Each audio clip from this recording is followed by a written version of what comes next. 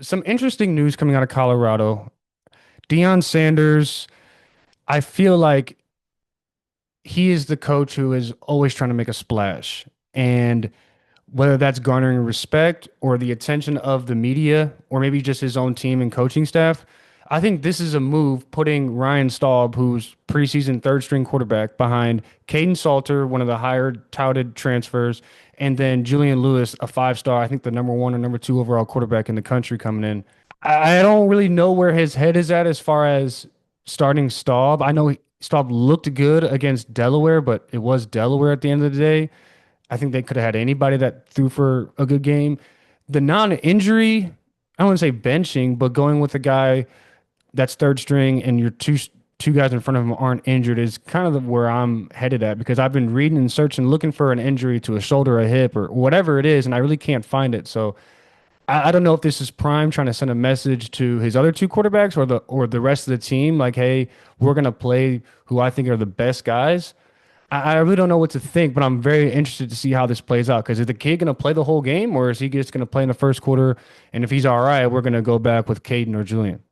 Well, I think what's going to be fascinating is how many transfers he loses during the season. Like this is a new thing, Mm. and so like could he lose one of those guys to the portal? That's a Like good point. That's a because good point. they've all played. Well, the third string guy he played, so they have two games. This third game would be like you can play in it and still redshirt, I believe, right? Three games in Mhm. redshirt. So like we'll see if all of those guys play. If one of them doesn't get the chance to play, does he redshirt if he still can, whoever which one everyone it would be, and then transfer potentially. So with Dion though specifically, I think he's looking for a very like simple, not simple, but specific style of quarterback that can run the offense and who's going to make plays. The problem with having and rotating quarterbacks in my or not my Michigan last year had this too, where you start bringing in new guys to do different things. You're probably going to get like one really good game of production out of that person, and then when they're the starter going forward and teams start to scheme for them, it looks Right. different.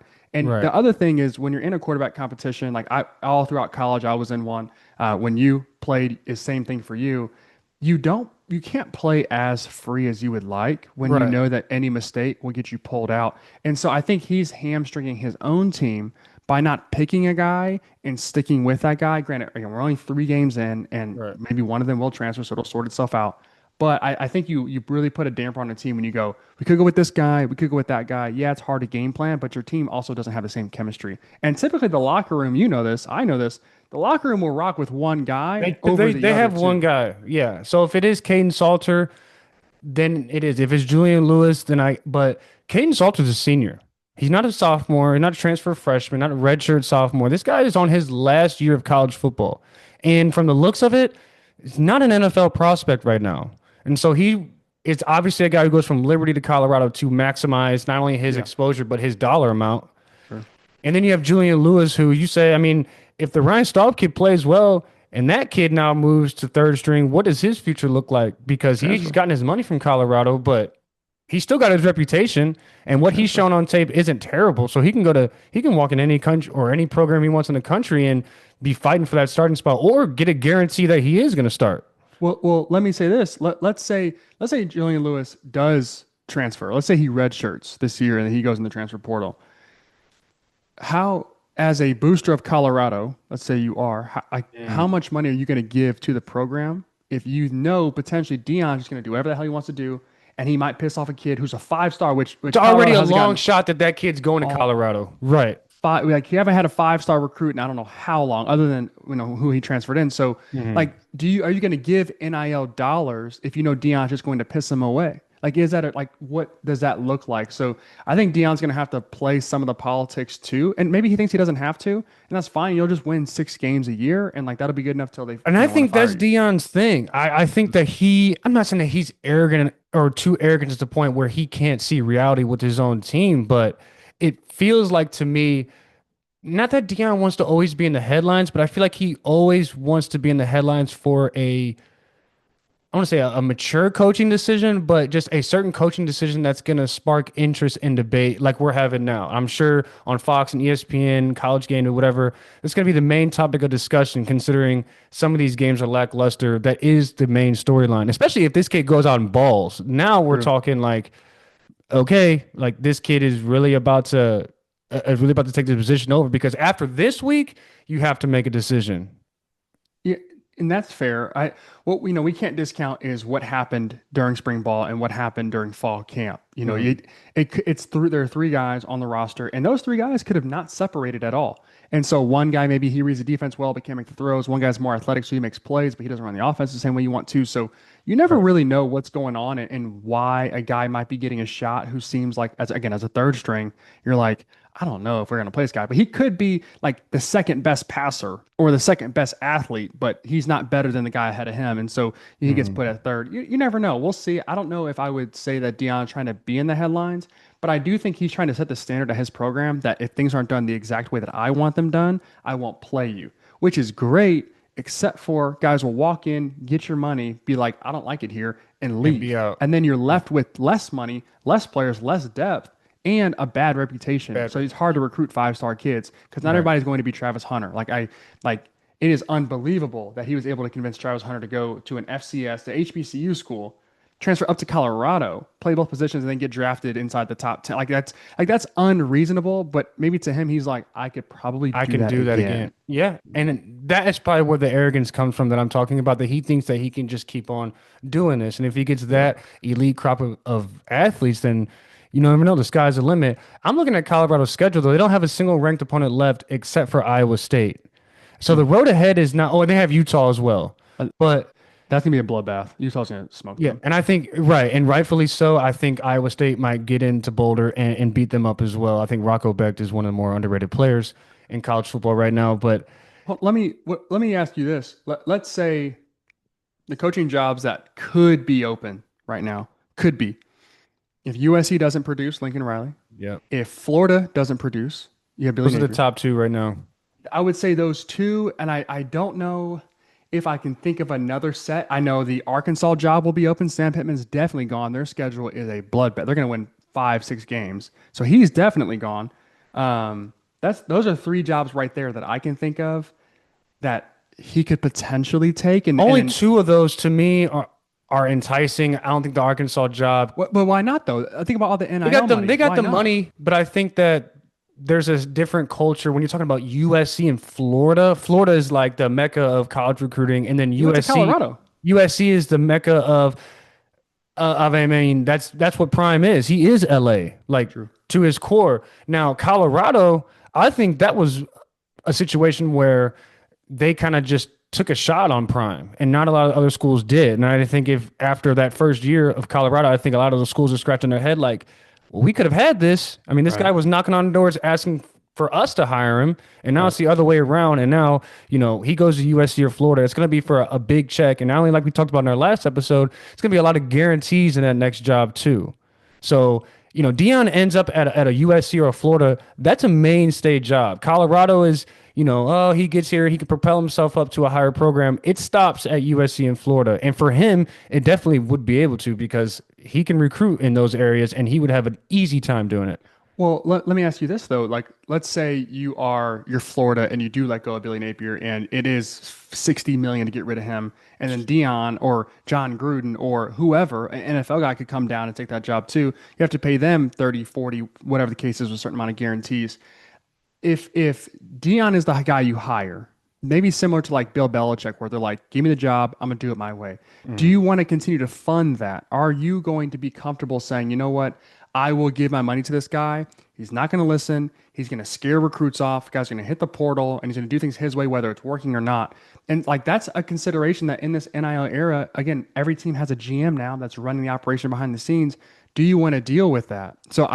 I'm not saying that he isn't going to be coveted. He definitely would be. I don't take that Arkansas job off the table only because he could get a ton of money And and that's the freedom where to you're do so. right.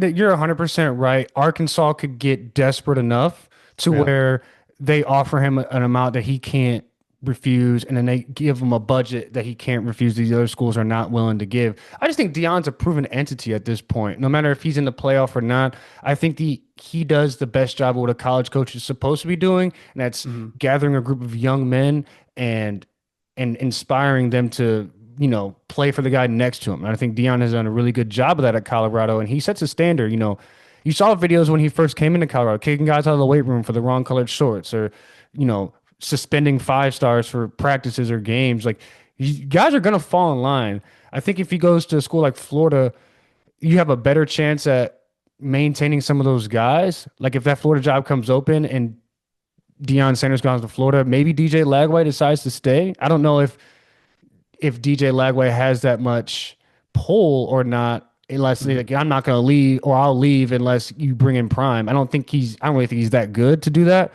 But I mean, I go back to USC and Florida, those are Those are brands. long-term jobs. And those are jobs that, after 7 or 8 years, you're talking about 10 to 12 and possibly retiring after that. And Deion's health, you don't really know where his head's at. Does he want to be at Colorado? Does he want to, have his own thing? Does he have guarantees at Colorado that no matter what my health condition is or what's going on, that I still have my way? Because at Hmm. Florida and USC, there's Yeah. guys that are coming from the NFL and other places around the country that'll love to have that job too and think they could do a way better job than Dion could. So I think it's very interesting.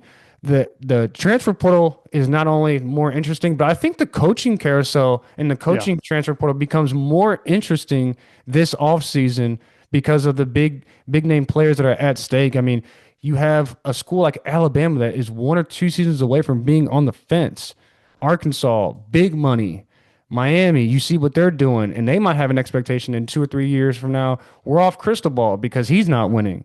USC with Lincoln Riley. Lincoln Riley could go somewhere and change that whole program. And there's just a lot Mhm. of moving parts. And I think obviously in college, the coaches are just as important as the players. The NFL is definitely the other way around. But I don't see a situation where one, Deion stays in Colorado even after this season. I think this is Okay. his last year in Colorado. I do think that it's expedited if Florida and USC decide to move off their coaches. So the only thing about the Florida job, and I'm thinking about them specifically, is I feel like a guy like Dan Lanning is like he's up there as the next guy that you might go get. Yes, he's got a ton of NIL money at Oregon. They spend to win in what he, as he said, but it's Oregon. It's Eugene, That's Oregon. the You're getting a only certain reason kind I of could guy. think of why he Correct. would want to That, stay up but there or that's what I'm not stay up saying. there. That's what I'm saying is he would come down to Florida, get to recruit that hotbed and like kind of that region of the country, and then Which he already is. Yeah. still probably have all the resources he would need to get the job done. And then that Oregon position becomes open, and then you look at like could Dion go up there? God, I don't know, maybe not. That'd Like be so. interesting.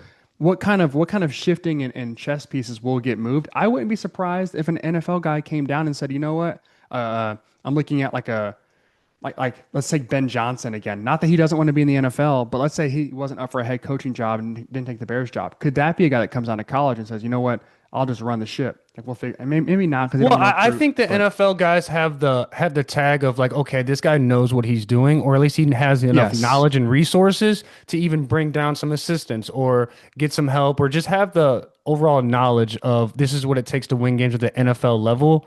I know what these guys look like in college. Dan Lanning is interesting because Oregon on paper seems like the most ideal situation for any school to go to that's not in the SEC or Big Ten. Well, they are in the yeah. Big Ten, but down south. So, but like that's the thing is the location stinks. Like you, like Ohio State Does it is stink more though if that centralized. means that Nike is in your back pocket? Yeah, but if I'm recruiting a kid from Florida and I'm telling him it's probably going to be a 7 hour flight to Eugene, like that's a different conversation than going to Columbus, which would be like a 2.5 hour flight. Like it's closer.